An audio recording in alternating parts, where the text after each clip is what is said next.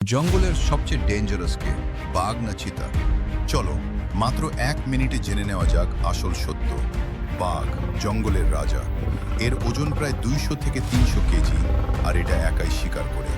এতটাই শক্তিশালী যে এক আঘাতেই শিকারকে শেষ করে দিতে পারে। অন্যদিকে চিতা জঙ্গলের সবচেয়ে দ্রুত শিকারী। এটা ঘন্টায় প্রায় 100 থেকে 120 কিলোমিটার গতিতে দৌড়াতে পারে, মানে কয়েক সেকেন্ডে শিকার ধরে ফেলে।